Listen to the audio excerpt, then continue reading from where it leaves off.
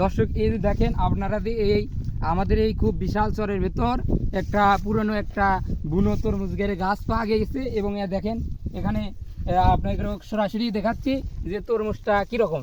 দেখেন তরমুজগুলো অনেকগুলো এবং এক আকারে খুব ছোট হয় এবং তরমুজটা পাকছে, খুব পাকছে এবং দেখেন খুব তরমুজটা খুব একটা হাস্যতক এবং আপনাদেরকে এক ফাটে দেখায়। তো দেখেন দেখেন দেখেন তরমুজের বিচিও আছে এবং খুব একটু ভালোই তরমুজের মতনই, একদম তরমুজের মতোই ঘ্রাণ এবং মিষ্টিও আছে, কিন্তু এখানে পানি নাই সেজন্য আমরা ধৌত করতে পারলাম না।